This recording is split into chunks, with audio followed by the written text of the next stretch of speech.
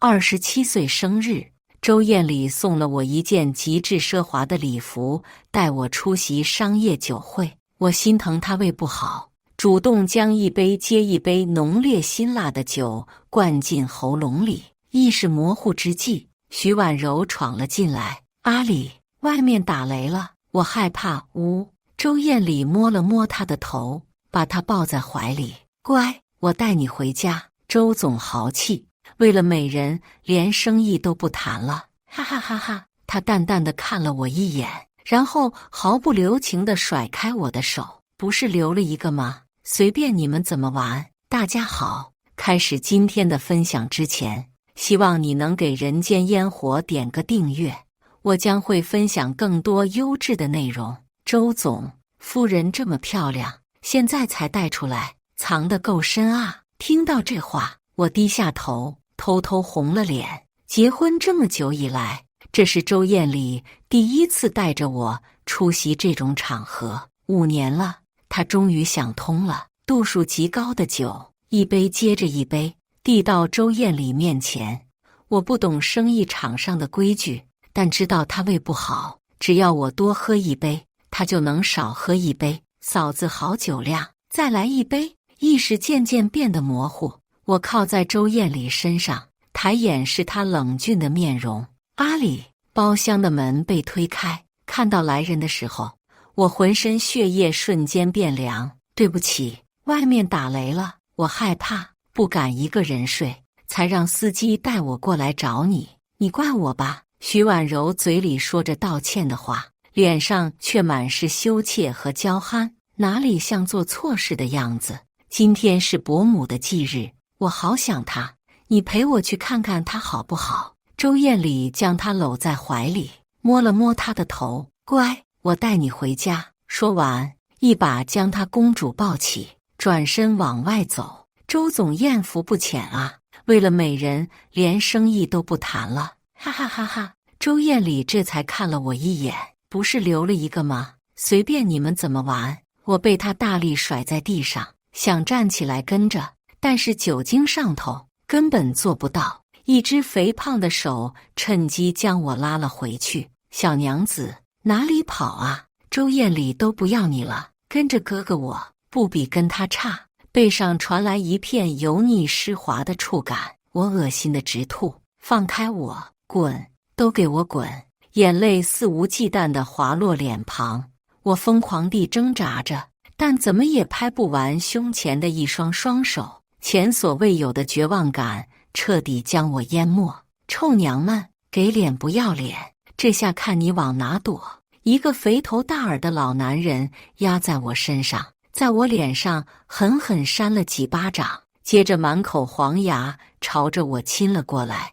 我抓住不知道什么东西，狠狠往他头上一砸，他没了力气，被我一脚踹到旁边。在场的欢声笑语戛然而止。快打120，出人命了！医院的救护车把老头带走，没人在乎我。我裹上桌布，用桌子上的餐刀在大腿上狠狠划了一道鲜红的血痕，才彻底清醒过来。就算出了那个吃人的地方，也还是不敢停下来，拼了命地跑，却不知道该去哪里。冰天雪地，薄薄的桌布就像什么都没穿一样，冻得我浑身打颤。我看着漫天的飞雪，当初欠周艳丽的那条命，现在终于要还给她了。高考出完成绩，我考得很好。为了奖励我，爸爸开车带着一家人去我最想去的海边旅游，偏偏在路上和一辆失控的大货车相撞。我是第一个被救出来的，而救我的不是别人，就是周艳丽。那场车祸活下来的只有我一个，家里的叔叔阿姨都说我是扫把星，要是没有我，爸妈也不会死。我躲在医院的楼道里哭，和现在一样绝望。是周艳丽蹲在我面前，像一道光，驱散了所有的阴霾。我救了你，就要对你负责，这一负就是10年，大概是可怜我。大学期间，周艳丽处处照顾我，直到毕业，她向我求婚，我才知道当初的怜悯早就不知道什么时候变了质。周母几次以死相逼，可是周艳丽从没想过放弃我。我们偷偷在山上对着天地发誓，要永远在一起。后来我们领了证，婚礼那天还是给周母打了电话，她放狠话要砸了场子。周艳丽抱紧了我，轻声安抚：放心，不管怎样，我一定会给你一个全天下女人都羡慕的最浪漫的婚礼。可老天就是看不得我能过好。在来的路上，周母出了车祸，死状惨烈。我穿着婚纱，陪着周艳丽一起去了现场。她眼睛全红，连眼泪好像都带着血丝。肇事司机被抓了起来。庭审的时候，他朝着我的方向跪了下来：你说过会保我的，不能说话不算数啊！我上有老下有小，你得救我啊！全场的目光看向我。徐婉柔，也就是周母给周艳丽定下的未婚妻，直接扇了我一巴掌。你都已经得到了阿里哥哥，伯母已经没办法拆散你们了，你的心肠怎么能这么恶毒？呜呜！说完扑在周艳丽的怀中。向来讨厌她的周艳丽这一次轻轻将她搂在怀里。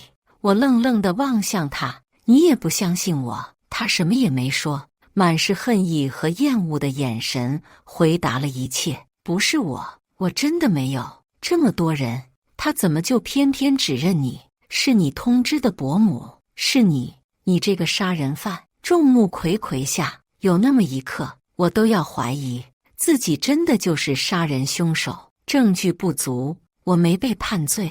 周母葬礼那天，我想祭拜，却被赶了出来，只能在他们都散了以后，才去陵墓上香。贱人，如果不是做贼心虚，你怎么会在这里？徐婉柔扯着我的头发，将我的头狠狠磕在墓碑上。周艳丽只是静静地站在一旁，等她发泄完了以后，为她擦干脸上的泪。我提过离婚，可是她不同意。你这样的毒妇，杀人偿命，想跑，做梦！没人比我更懂失去至亲的痛。我理解她，她只是一时被冲昏了头脑，总有一天会醒悟的。周艳丽将那条华丽的裙子递给我的时候，我以为自己终于等到了，没想到一开始她就打算把我送给那些人。再次醒来是在医院的病床上。你终于醒了，吓死我了！一个阳光的大男孩坐在我床边，一脸惊喜。你家人的联系方式是多少？你都晕了好几天了，他们肯定担心坏了。我流下一行泪，轻声说道：我没有家人。可是很快就打脸了。周艳丽带着徐婉柔将我一把从病床上拽了起来。你知不知道阿里因为你赔了多少钱？你们是什么人啊？怎么能这么对待病人？连一个陌生人都知道心疼我，自己的老公却一次次纵着小三欺我辱我。够了，周艳丽，连法律都没证据判我的罪，你凭什么认定是我买的凶？我将目光转向徐婉柔，说不定是你的心肝宝贝杀的呢，可能是我的语气太坚定。周艳丽的眼神出现了一丝迷茫，甚至都忘了维护她。你这个毒妇，我撕烂你的嘴！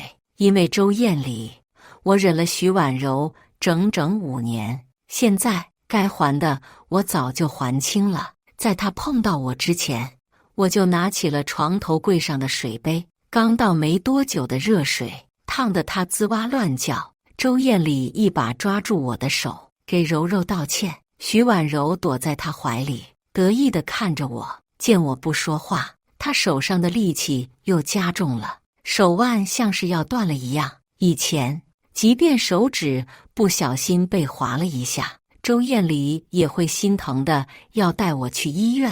朋友们都嘲笑她大惊小怪。那时候的我，怎么也想不到，将来有一天，她是真的想要我去死。我拼命眨眼，眼泪才不至于落下来。阿里，只要一想到伯母当时的样子，我就忍不住伤心。我不要紧，可是这么多年了，他早就应该跪下来给伯母道歉。徐婉柔太知道怎么拿捏周艳礼的心了。周艳礼按着我跪下，力气大到几乎要将我的肩胛骨捏碎。滚烫的水从头浇下，被开水烫的滋味不好受吧？周艳礼捏着我的下巴，恶狠狠地盯着我。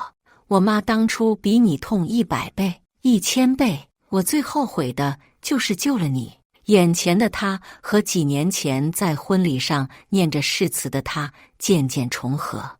我这辈子做过最幸运的事就是救了你，你是上天赐给我最宝贵的财富。喉咙处涌上一丝腥甜，没能控制住，一口鲜血喷在了周艳礼脸上。啊！徐婉柔刺耳的尖叫声回荡在整个病房里。你又在这耍什么心机？一边说，一边用他那10厘米长的高跟踢在我的腹部。趁周艳礼不注意，我站了起来，毫不犹豫地回了徐婉柔一脚。她躺在地上，声音凄楚。阿里，孩子，救救我的孩子！我错愕了一瞬，还没反应过来，就被周艳礼甩了重重的一巴掌，脸上火辣辣的疼。他和孩子要是有什么事，我要你偿命！他一把抱起徐婉柔，和当初把我从车里救出来的姿势一模一样。腹部传来阵痛，我伸手一摸，满手滑腻腻的鲜血。医生用怪异的眼光看着我，小姑娘，年纪轻轻干什么不好，把自己搞成这副样子。我流产了，不是第一次，记不清多少次了。我给你开点药，回去以后好好调理。他叹了口气，看着我惋惜地说，你流产次数太多，就算运气好，再怀上也很难保住了。我和周艳礼的第一次是周母的头七。他气势汹汹地推开门，将沙发上的我拎了起来，生生拖上了楼。腿被楼梯刮了很多密密麻麻的小伤口，我也顾不得喊疼。关上门，他在我脖颈间重重咬着，配上他通红的眼眶，就像野兽在啃噬战利品。我毫不怀疑，他能在我身上咬下一块肉来。周艳礼，你清醒点！我想将他推开，却换来更加狂暴的惩罚，这不就是你想要的吗？我闭上眼，流下一行羞辱的泪水。一毕业，我就住进了周艳礼自己悄悄准备的小家。很多个晚上，他抱着我，身体热得像火烧。我心疼他，主动在他唇上落下一吻。他将我压在身下，恨不得把我吃进肚子里，却总在关键时刻冲进浴室里洗冷水澡。我拉住他，小声说，阿里，这辈子我只会跟你在一起，你不用忍着的。他将我抱在怀里，我的傻玉儿，怎么那么单纯？没想到第一次是在恨意中度过的。第二天起床，我的身上一片狼藉，到处都是昨晚弄出的伤痕，只要稍微动一下，下体就传来火辣辣的痛。哪怕这样，周艳礼还是毫不怜惜地做了1个星期，直到我成为一个破布娃娃，身上布满血痕，才堪堪停下。1个月后，我被查出来怀孕，那是我第一次那么不希望见到周艳礼。怎么，现在装起了贞洁烈妇？他掰开我的腿，不顾我的挣扎，就想继续。我怀孕了，他的动作停了下来。我小心翼翼地看着他的眼睛，又害怕又期待他的反应。他很喜欢小孩，恋爱的时候总是搂着我，给小孩起名字，男孩女孩都起了一大堆。怀孕了，他笑着看我，我害羞地点了点头，以为他是接受了。可是下一秒，他突然坐了起来，不顾我的反抗，动作甚至比第一次还激烈。我惊得大叫他的名字，周艳礼，你混蛋，你疯了吗？你也配生我的孩子？心一下子就死了。你在我这只是一个发泄的玩具，还真把自己当回事了。不出意外，孩子掉了。后来每次发生关系后，我都想方设法去买避孕药，可是周艳礼让人看着我。他说我的罪孽太重，多死几个孩子就算赔罪了，要让我也尝尝失去至亲的痛。可是他忘了，这样的痛我早就尝够了。徐婉柔的孩子没了，周艳丽找到了我，在医院的阳台上。你就不怕遭报应吗？我看着他，觉得可笑。死了爸妈，没了孩子，爱了10年的人只想我去死，什么报应我没受过，还有什么好怕的？他愣住了，拽着我的力气也松了大半。周艳丽，是不是只有我死了，你才会满意？不等他回话，我已经转身到了阳台边上。这条命我还给你。说完，我闭上眼，往后倒，想象中的下坠感没有出现。周艳丽拉住了我的手，红着眼流泪。我悬在楼边，看着她的脸，然后努力将她的手指掰开。林淼淼，我原谅你了，你不许死。我没听她的话，还在努力将手挣脱出来。求你不要离开我，是我错了，我相信你。我笑了，早知道死能换来一句相信，我应该早就去死了。可是周艳丽，你相不相信，我已经不在乎了，你知道吗？流产的不只有她徐婉柔，我的孩子也没了，被你一脚踹没的。你还记得他是你亲手杀死的第几个孩子吗？你肯定不记得了，因为太多了。楼顶的风很大，眼泪还没流出来，就已经被吹干了。对不起，他不停地呢喃着这3个字，以前强迫我说了很多遍，这还是第一次从他自己嘴里说出来。放手吧，活着对我来说真的很痛苦，可能是我的错觉。短短的几十秒，他看起来老了很多。淼淼，我们以后还会有孩子的，不要死好不好？手出了很多汗，应该撑不了多久了。我好心地回答了他，不会了，我的身体早就垮了。前几天你把我送给那些人当玩具，但是我跑了。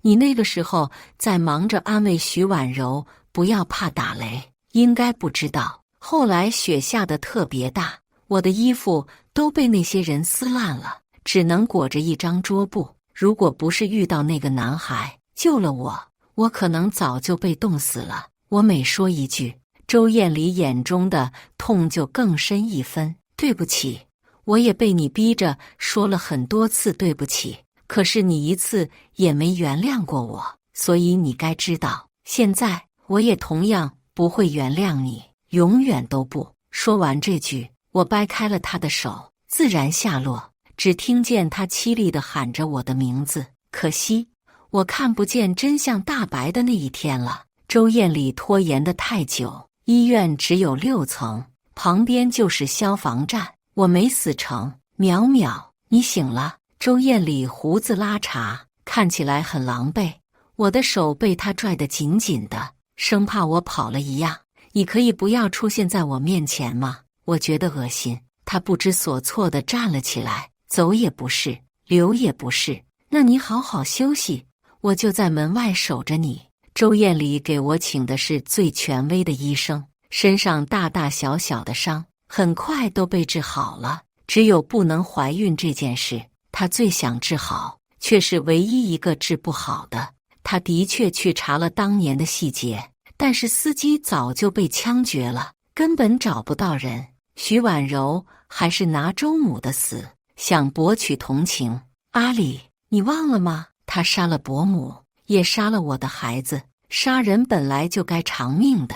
周艳丽好像又恢复到了大学时期，冷冷地制止他。过了这么多年，再想弄清真相，简直就是天方夜谭。有钱能使鬼推磨，周艳丽将赏金追加到了1个亿，还真的找到了提供线索的人，是那个司机的儿子，长得和他爸爸很像，我一眼就认了出来。爸妈当年都患了癌症，为了我以后能好好长大，才不得已。这是我爸留下的证据，我备了很多份。他说对不起这个姐姐，等我成年了，就让我还人家清白，跟人家道歉。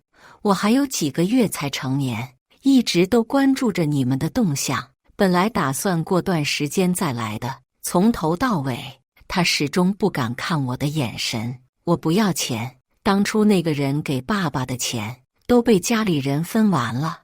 我可以给你们提供交易信息，那笔钱是从国外一笔一笔转进的，不多，加起来不过200万，还要均分给他家里的每个亲戚，一个人得到的不过才几万。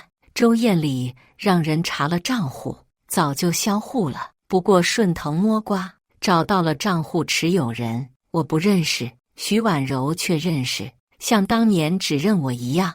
女人只认了徐婉柔，我只是把卡借给她，什么都不知道啊，凭什么抓我？徐婉柔跪在周艳丽面前，委屈地哭诉：阿丽，你知道，伯母对我就像对亲女儿一样，还一直撮合我们，我有什么理由害死她啊？我们青梅竹马，从小一起长大，难道你不相信我吗？我连一个蚂蚁都舍不得踩死啊！看着她这个样子，我信了几分。他这么蠢，怎么可能做得这么滴水不漏？还有一封爸爸写的遗书，上面全是一个父亲的爱子心切，却提到了跟他交易的是个女人，戴着面具，嘴角却有一处淡淡的印记，红色的。周艳丽攥紧了手。等那个女人出现在我面前的时候，我才知道她是徐婉柔的闺蜜，也是她的军师。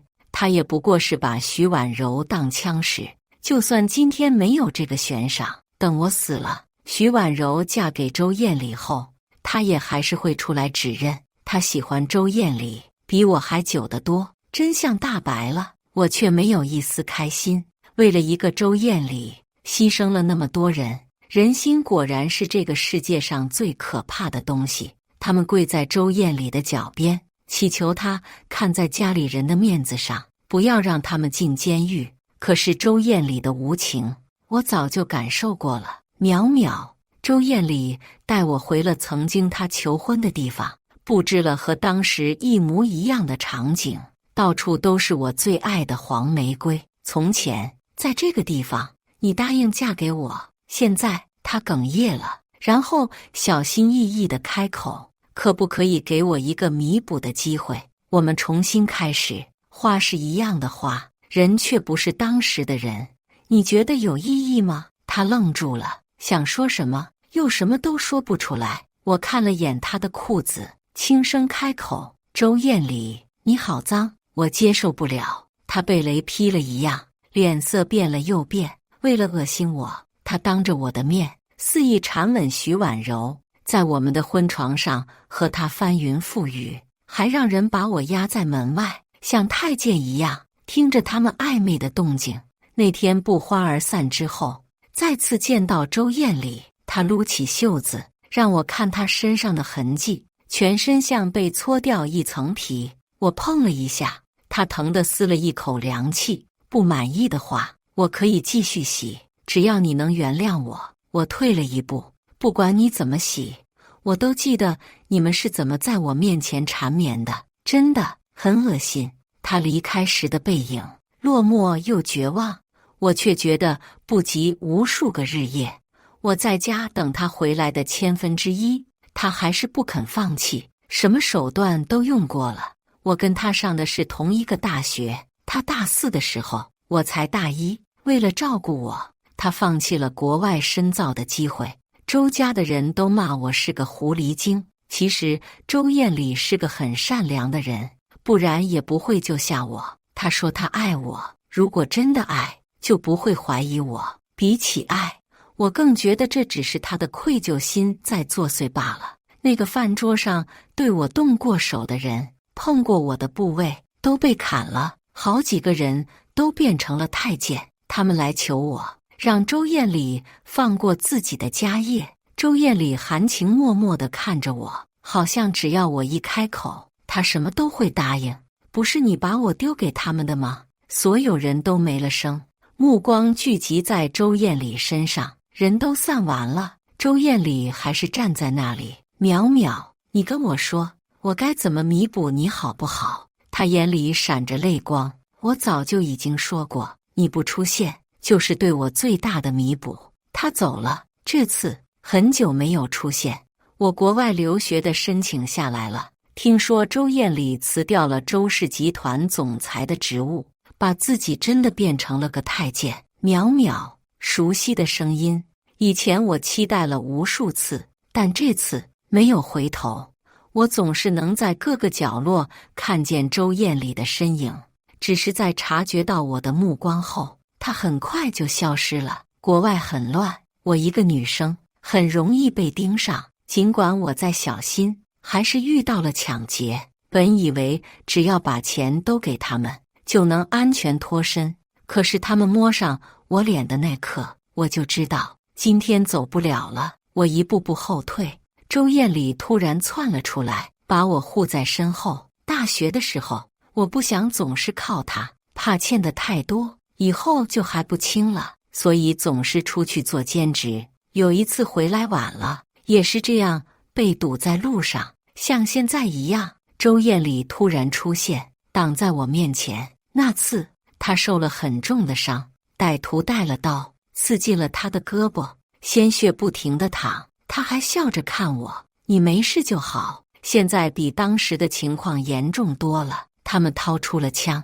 周艳丽回头看了我一眼，然后死死地把我护在身后。别怕，枪声响，她把我抱在怀里，挡得严严实实。对不起，我不知道这是不是最后一句。捂着她的伤口，脑袋一片空白，直到警车的鸣笛声响起，才有种劫后余生的感觉。周艳丽醒了，醒来的第一句话还是还好你没事。我看着她，扬起了一个淡淡的笑，这次终于护住了你。我知道她在说什么，谢谢。这句话说完，她本来扬起的嘴角又掉了下来。我们真的不能回去了吗？我没说话，她苦笑着说了一声知道了。周家的人得到消息后，一个接一个的指责我，要不是你，艳丽他妈也不会死，害死一个还不够，你还想害死他吗？早就跟他说过，你是个丧门星，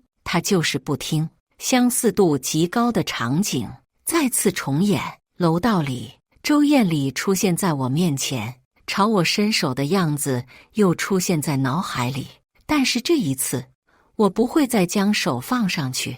我和周艳丽之间，谁欠谁的，早就弄不清了。学业完成，我回了国内，劫匪打了不止一枪，还有一枪打在了腿上。他们都劝我说，周艳丽对我的恩远远大过伤，要我放下。就像当年所有人劝我跟他道歉，更甚者要我偿命一样。他们都不知道，我得了尿毒症，无力支付肾源的费用，就快死了。病根就是在误会的那5年留下的。徐婉柔在监狱受了很多折磨，是周艳丽受益的。现在周艳丽没了权利，她被徐家给保了出来。周艳丽领养了一个和我很像的孩子，并且企图用孩子来让我回心转意。徐婉柔以为孩子是我瞒着周艳丽生下来的，绑架了孩子。林淼淼，我的孩子没了，你凭什么有？明明我才是和艳丽哥哥一起长大的。这么多年过去了，他还是一样的蠢。